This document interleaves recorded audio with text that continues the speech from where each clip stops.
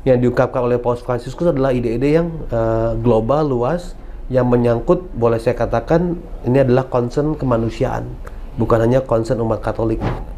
Sebelum memberi berkat, pertama kali jadi Paus, dia meminta waktu hening dan umat mendoakan dia, sesuatu yang tidak pernah terjadi.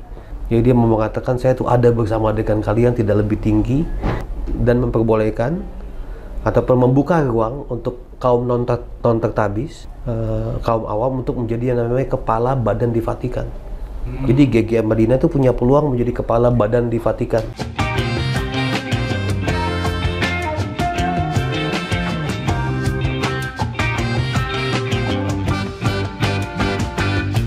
Halo Besti Kepo dimanapun berada. Hari ini saya Dina dan GG. Ya, hari ini kita akan bertemu seorang narasumber yang pastinya apa, Ge? Bakal menarik untuk disimak karena pada podcast kali ini kita akan bahas sesuatu yang menarik dan juga dengan bintang tamu yang menarik juga. Ya, siapakah dia? Yuk kita panggilkan. Inilah Romo Thomas Ulun Ismoyo PS. Ya, selamat datang Romo. Selamat datang. Halo semuanya. Ya, Romo, saya sama Gege mau tanya nih, Bapak Paus Fransiskus, bener kan datang? Jadi datang. Rencananya begitu, tanggal 3 sampai 6 September 2024. Oke, berarti kalau udah datang, nah kita boleh dong tanya-tanya beberapa hal, Romo. Kalau bisa saya jawab, saya jawab. Oke, kalau gitu, bagaimana kalau kita enak sambil duduk, Mo? Bagus. Oke, let's go. Yes. Ya, Romo, kan Bapak Paus akan datang ke sini nih. Nah, kemarin itu mau saya ke gereja dan itu ada doa untuk kunjungan apostolik Bapak Paus. Nah, kenapa judulnya apostolik? Mau kenapa nggak kunjungan kerja, kunjungan rohani, ataupun bahasa lainnya gitu? Itu udah template ya. Namanya apostolic journey, kunjungan apostolik, jadi nggak bisa diganti lagi gitu ya. Karena itu dari Vatikan yang menentukan namanya apostolic journey, perjalanan kepausan gitu ya. Jadi itu berasal dari yang namanya pusat sendiri dari Vatikan sendiri. Nah, itu artinya apa sih, Mo, apostolik itu? Apostolik kan dari kata apostles, artinya rasul. Ini perjalanan kerasulan, mau menekankan bahwa dia itulah ya salah satu pengganti rasul, rasul Tuhan Yesus. Dan ketika perjalanan kerasulan adalah perjalanan ke seluruh dunia. Ketika para rasul juga zaman dahulu itu diutus ke seluruh daerah untuk mewartakan Injil. Jadi ketika ada perjalanan apostolik, ini adalah perjalanan para murid yang dulu dilakukan oleh para murid bersama dengan Tuhan Yesus dan kini dilakukan oleh para pengganti-penggantinya dan para penerusnya. Kunjungan persaudaraan dari komunitas gereja, yaitu Paus dan para pengganti para rasul, yaitu para uskup. Kalau kunjungan apostolik itu apakah udah ada schedule, udah ditentukan gitu apa bagaimana, Romo? Kunjungan apostolik itu pasti yang namanya dalam koordinasi antara negara Vatikan sendiri dengan negara yang dituju. Koordinasi itu melibatkan kegiatan-kegiatan apa yang akan dilakukan, lalu kemudian bagaimana kegiatan itu dikoordinir. Maka kunjungan apostolik ke Indonesia berbeda agendanya dengan kunjungan apostolik ke Timor Leste, berbeda agendanya dengan yang di Singapura. Jadi disesuaikan dengan konteks masyarakat dan gereja setempat. Oh, kalau berbeda berarti kalau untuk Indonesia nih apa nih, Mo, tujuannya? Apakah hanya untuk umat Kristiani, khususnya Katolik, atau apa? Yang menarik di Indonesia itu ada pertemuan nanti lintas agama. Paus akan datang ke Istiqlal di sebelah, berjumpa dengan para pemimpin lintas agama. Jadi itu menarik karena ini kan kekhasan Indonesia yang saya yakin Vatikannya melihat sebagai sebuah miniatur kerukunan umat beragama. Dalam artian walaupun di sini mayoritas itu umat Muslim, tapi sejauh ini lepas dari letupan-letupan kecil di banyak tempat atau di beberapa tempat, kerukunan masih sangat dijaga. Jadi nanti Paus Fransiskus salah satu acara yang khas Indonesia ataupun yang terwujud Indonesia adalah perjumpaan dengan para tokoh lintas agama di Masjid Istiqlal dalam koordinasi dengan KWI, Konferensi Wali Gereja Indonesia, pengurus Masjid Istiqlal dan Kementerian Agama. Berarti Romo kayak artis-artis nih, Mo, ada nggak sih riders nih, maksudnya permintaan-permintaan khusus dari mungkin Vatikan atau mungkin Bapak Paus Fransiskus sendiri? Ya, permintaannya agar umat Indonesia menyambut dengan secara spiritual juga dengan doa bersama gitu ya. Ini kehadiran seorang tokoh pemimpin gereja Katolik yang kita kagumi dan kita hormati, tapi juga kita sambut gagasannya, ajarannya, seperti itu. Tapi nggak ada special request macem-macem gitu ya. Kan request itu dalam koordinasi antar negara ya, Vatikan dengan Indonesia. Kita nggak bisa terlalu mencampuri apa yang menjadi domain kesepakatan di antara dua negara tersebut. Ya betul. Dan Romo, saya tuh mau tahu deh, kira-kira Bapak Paus bawa kendaraan khususnya itu nggak mau? Itu dalam koordinasi dengan Pas Pampres, dalam koordinasi dengan yang namanya panitia, koordinasi dengan Kedubes Vatikan, koordinasi dengan Kementerian Luar Negeri, banyak pihak yang stakeholder yang membuat nanti kendaraan Paus seperti apa. Mudah-mudahan pas hari H yang penting adalah aman dan nyaman, begitu. Kita mau menyiapkan banyak hal, mungkin GG sama Dina juga mau menyiapkan odong-odong juga boleh. Aduh, yang ada nanti ambruk juga. Tapi semuanya itu dalam koordinasi approval pihak-pihak yang terkait gitu ya. Kalau boleh tahu Romo, rombongan Bapak Paus itu ada berapa sih kalau misalnya kunjungan apostolik seperti itu? Apakah hanya Bapak Paus saja dan pengawalnya atau bagaimana Romo? Dan apakah berbeda mau tiap negara gitu? Angkanya belum kami dapatkan, tapi Paus dan delegasinya. Delegasinya meliputi 1 Paus, lalu kemudian beberapa menterinya, yang adalah kardinal, lalu kemudian pasti kepala media, pasti kepala keamanan, dan divisi-divisi terkait. Tapi angka pastinya belum tahu. Jadi Paus itu Fransiskus datang juga bawa rombongannya, bawa 1 paket, namanya Papal Plane, perjalanan Paus dengan pesawat tersebut. Mo, nah itu kan tentang kunjungan ya Mo. Nah sekarang tuh saya mau tanya nih tentang Bapak Paus sendiri nih Mo. Ya kan? Kan kita udah melewati banyak Bapak Paus Mo, apalagi saya nih. Saya udah melewati 3 generasi Bapak Paus. Nah, saya tuh melihat sepertinya setiap Bapak Paus ini mempunyai suatu ciri khas Mo. Ya, mungkin salah satunya mungkin transformasi atau perubahan. Gitu kan, mungkin kayak sekarang Bapak Paus Fransiskus kita ini kan bermedia sosial, mau pagi quote-quote-nya sering diambil terus dikirim ulang gitu. Nah kalau misalnya selain yang saya tahu itu, apalagi sih Mo ciri khasnya dari Bapak Paus kita ini, atau mungkin ada transformasi yang saya nggak tahu Mo dan para besti-besti nggak tahu gitu? Yang pasti dia di media sosial pasti anak buahnya lah, bukan dia. Oh, bukan dia. Pasti anak buahnya bukan dia lah, entah kepala media, entah siapa gitu ya. Paus ngomong apa di quote dan lain sebagainya. Jadi kalau Paus Fransiskus megang media sosial sendiri, saya ragu gitu ya. Nama saya Thomas, saya suka meragukan banyak hal gitu ya. Lalu berikutnya yang terkenal dari Paus Fransiskus banyak ya, dia terkenal dengan ide-ide kemanusiaannya.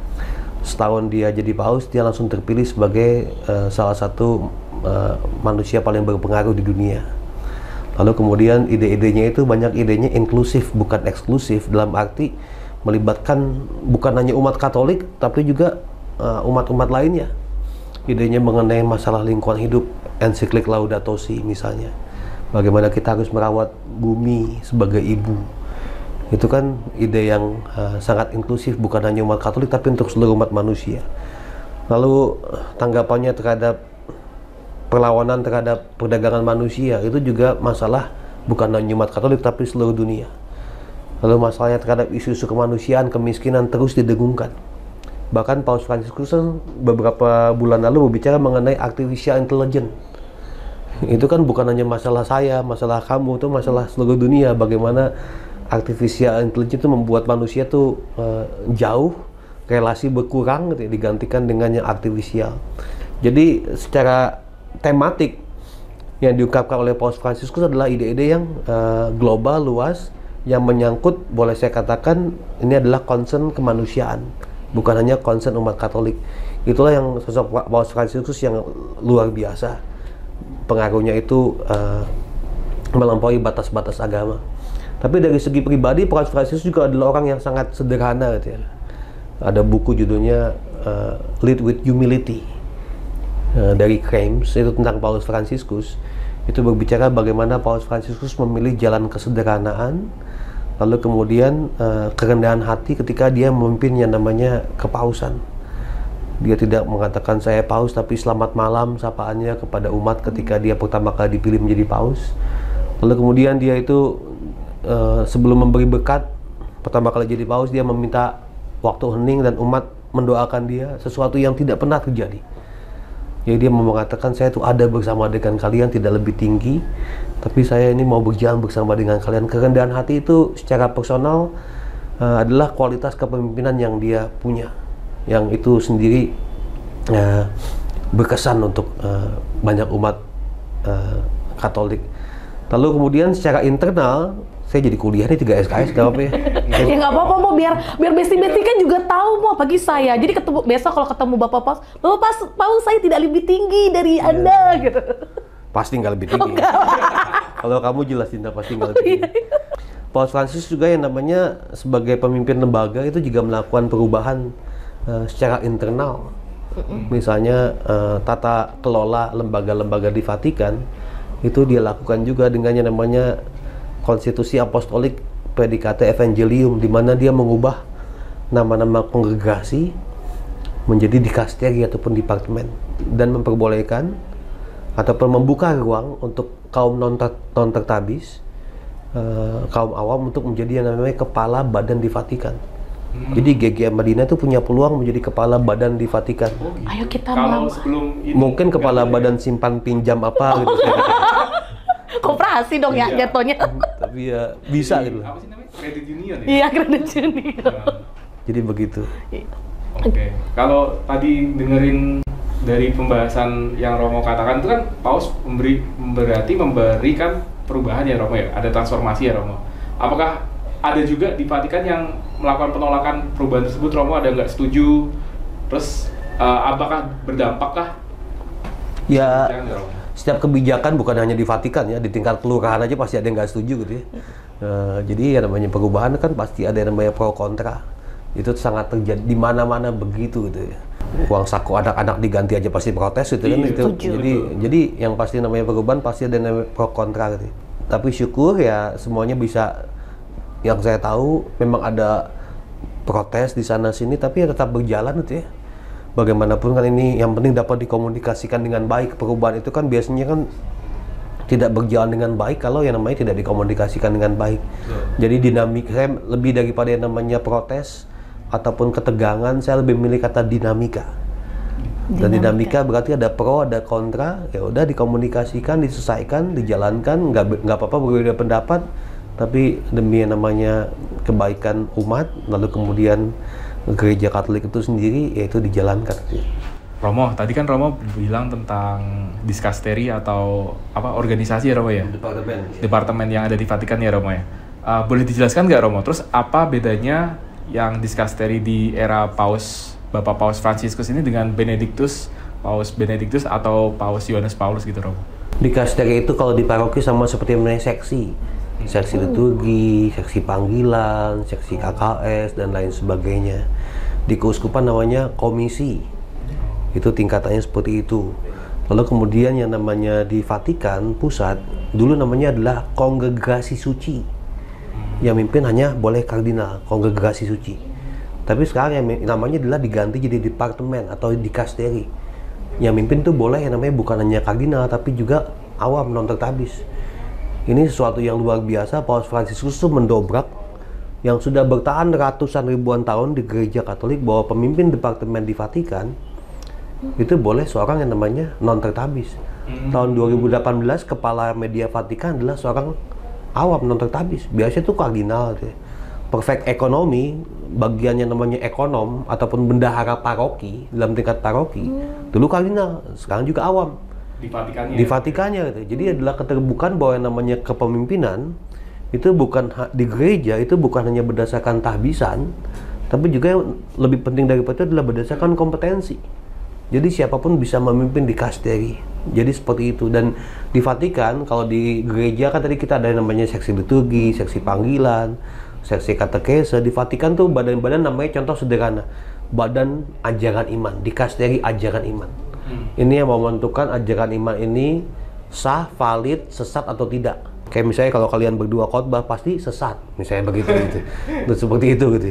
Jadi mereka menentukan mana yang sah, mana yang tidak, dan lain sebagainya gitu. Lalu yang kemudian ada yang namanya dikasteri untuk liturgi, pasti ada kan semuanya. Juga ada dikasteri untuk yang namanya the causes of saint. Maksudnya apa? Ini adalah dikasteri yang menentukan apakah seseorang yang dalam proses menjadi seorang kudus, ini prosesnya di sini. Mereka yang memverifikasi apakah orang ini bisa diproses dalam perjalanan menuju entah beato, beata, dan juga kudus. Ini banyak dikasterinya, dan itu kemudian bisa dipimpin dalam yang namanya reformasi Paus Fransiskus oleh seorang awam. Tapi implementasinya kita belum tahu. Ini kan normanya, implementasinya belum tahu. Tapi lebih daripada itu, Paus Fransiskus memimpin sendiri yang namanya dikasteri, yaitu dikasteri pewartaan Injil. Dia memimpinnya. Saya pemimpin untuk dikasteri pewartaan Injil. Dia mau mengingatkan satu hal, tugas gereja adalah mewartakan Injil. Tugas gereja adalah mewartakan Injil kepada semua orang, bukan dalam artian sempit membacakan Injil kepada semua orang ya.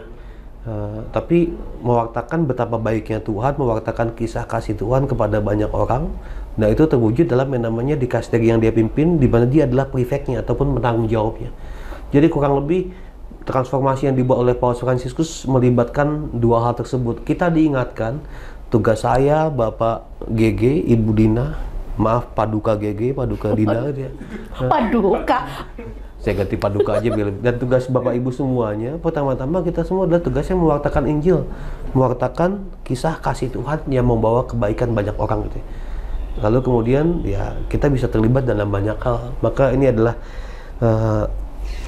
transformasi kalau boleh saya dikatakan sebagai terminologinya yang bisa membuat gereja ini menjadi semakin baik begitu. Berarti Romo, kayak kemarin nih saya kan lihat live untuk sinode, dan saya lihat di situ juga ada kaum awam. Apakah itu juga termasuk kaum awam ikut ke dalam sinode itu merupakan transformasi juga dari Bapak Fransiskus? Sinode itu adalah bagian sendiri namanya dari kata sin dan hodos, artinya berjalan bersama. Gereja berjalan bersama di seluruh dunia dan akhirnya diundang untuk namanya rapat bersama perwakilan tentu saja di Roma. Ini bagian dari sinode yang dimulai di tahun lalu dan tahun ini akan ada lagi berkumpul. Artinya gereja yang berjalan bersama-sama, saling mendengarkan, saling memperkaya dengan pengalaman-pengalaman lain. Karena gereja Katolik di Indonesia, jangankan di Indonesia, di Jakarta dengan di Jogja sudah berbeda. Di Jakarta dengan yang namanya di daerah pulau-pulau lain juga sudah berbeda. Gereja yang berjalan bersama, saling mendengarkan, lalu kemudian saling memperkaya dengan pengalaman-pengalaman lain, akhirnya saling bisa menguatkan dan meneguhkan kita mau kemana. Itu adalah sinode, dan itu pasti membutuhkan yang namanya peran serta awam. Ya, memang terlibat sehari-hari dalam perjalanan hidup menggereja, begitu. Jadi Romo, ini terakhir nih Mo ya. Kita masih haleluya. Ya, jadi ini terakhir nih mau dua pertanyaan nih dari kita berdua, jadi saya satu, dia satu, ya GG satu. Nah, yang dari saya nih Mo, saya mau tanya. Jadi apa sih yang perlu kita siapkan nih Mo sebagai rakyat Indonesia, orang Katolik? Selain kita nih anak muda ya, pagi nih sekarang lagi banyak ngewar tiket nih Mo ya. Ya kan di paroki-paroki maupun di komunitas-komunitas kan. Karena kan jatahnya sangat sedikit. Jadi apa yang harus kita siapkan nih Mo? Pertama-tama untuk yang tidak dapat tiket, jangan siap-siap kecewa, tapi siaplah mengikuti misalnya secara daring ya, online gitu ya. Kita ambil bagian dalam kegembiraan. Bagaimanapun kuota di Keuskupan Agung Jakarta sudah dibagi proporsional berdasarkan jumlah umat paroki. Lalu hanya sebagian kecil yang untuk non parokial. Jadi kita terus sambut kedatangan Paus Fransiskus dengan cara yang bisa kita buat. Jadi yang nggak dapat tiket ya ikutilah secara online. Untuk yang dapat tiket siap-siap ya pasti sehat gitu ya. Lalu kemudian lebih daripada itu, marilah kita juga mempersiapkan diri untuk menyambut gagasan-gagasan Paus Fransiskus, sehingga bukan hanya pribadinya yang kita sambut, tapi pemikirannya yang bisa kita implementasikan dalam hidup sehari-hari gitu ya.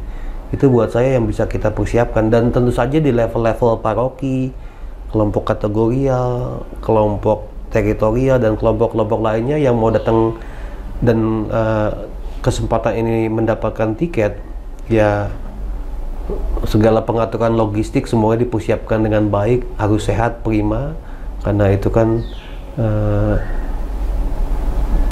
umatnya pasti banyak sekali, lalu kemudian pengaturan pasti akan sangat crowded gitu ya.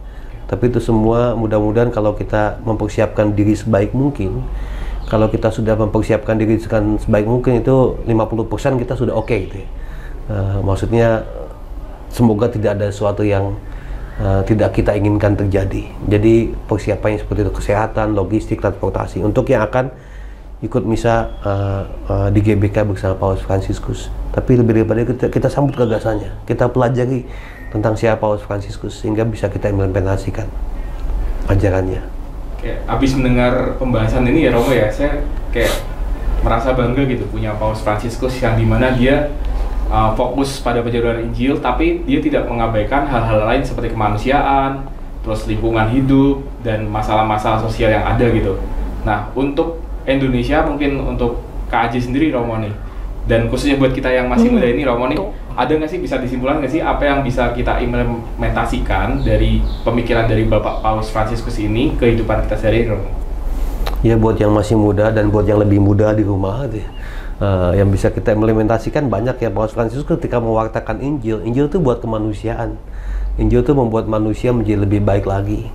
Dan untuk Indonesia sendiri saya lebih melihatnya namanya silakanlah, apalagi di Keuskupan Agung Jakarta ada prinsip solidaritas dan subsidiaritas kan. Betul. Subsidiaritas kan berarti adalah aneka kelompok dari yang paling terkecil menyumbangkan dengan kekasannya masing-masing segala sesuatu demi kebaikan bersama. Jadi silakan dipikirkan dalam kelompok yang paling kecil, kelompok akar, bukan paling kecil, kelompok akar rumput dan kelompok-kelompok lainnya, apa yang bisa kita sumbangkan, yang bisa kita golkan, yang bisa kita implementasikan, entah seksi komsos, entah seksi liturgi, entah kelompok apapun di gereja Katolik, kita punya kekasan ini, yang itu yang mau kita berikan sebagai sumbangsih untuk pewartaan Injil, untuk membuat dunia yang lebih baik lagi, kemanusiaan yang bisa lebih baik lagi. Itu silakan. Jadi saya tidak akan beritahu kamu harus A, B, C dan lain sebagainya, tapi marilah kita berpikir satu sama lain, dan kita melihat bahwa Indonesia ini kan negara yang majemuk ya. Saya melihat lebih kata kuncinya adalah partnership, kolaborasi dengan berbagai macam pihak, bukan membawa bendera sendiri-sendiri, tapi berkolaborasi sehingga membuatnya menjadi lebih baik lagi. Demikianlah sabda saya. Syukur kepada Romo Ulun. Abis ini aku percaya berarti ya. Abis ini aku percaya. Iya. Jadi Gege, setelah kita bicara nih sama Romo Ulun nih, jadi apa yang kamu dapat nih dari pembicaraan kita dengan Romo Ulun? Ya tentunya siang ini kita dapat banyak banget dari pembahasan dan juga sharing bersama Romo Ulun ya kayak. Tapi kita harus percaya bahwa kita harus menemukan jati diri kita sendiri, menemukan jalan kita sendiri bagaimana kita dapat menyebarkan Injil, dan juga kita harus mengedepankan kemanusiaan daripada Injil tersebut. Oke.